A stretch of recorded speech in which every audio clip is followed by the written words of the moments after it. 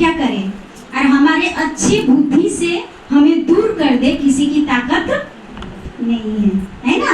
इसीलिए हमें किसी से कभी डरना नहीं है। और हम छोटा सा एक अनुभव बता रहे हैं आप सबको, क्योंकि प्रोग्राम तो बहुत बड़ा होगा। हम 2 मिनट का बता रहे हैं कि ऐसे तो दीदी के साथ में रहते हुए, साथ में सेवा करते हुए बहुत कुछ हमने अपने जीवन में सीखा दीदी से।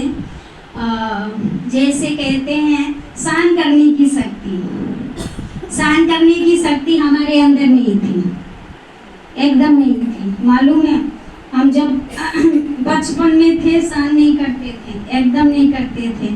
ऐसे माँ बाप की लाडली बेटी थे, है 5 भाई, बाकी पिताजी मम्मी सबसे ज्यादा हम ही को प्यार करते। क्यों? क्योंकि जिस दिन मैं जन्मी थी उसी दिन पापा का सर्विस हुआ था, इसीलिए मुझे घर में घर की लक्ष्मी बोला जाता था। हम जब घर में अपने थे लौकी घर में, तो मेरे मम्मी पापा कहते थे मेरी लक्ष्मी बेटी है। इसका जब से हमारे घर में पैर पड़ा तब से हमारे घर में मन की शांति और धन की शांति दोनों ही आई।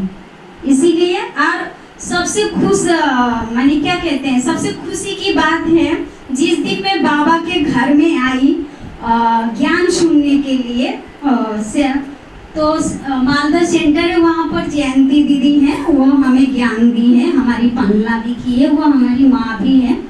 हम बहुत भाग्यशाली, ये दुनिया में लोग एक माँ खोजते हैं, हमारे जीवन में 4 माँ हैं, 4 माँ हैं। 80 बाबा ब्रह्मा बाबा को जोड़ दो तो 7 माएँ हैं हमारे जीवन में, एक माँ नहीं 7 माएँ है ना। क्योंकि हम जहाँ से निकले वो भी हमारी माँ ही की जैसे हमें पालना की। एक हमारी माँ जो जन्म दी वही माँ है। फिर तीसरी आए श्यामनगर में हमारी कामला दीदी, हाँ वो भी हमारी सबसे बड़ी माँ है।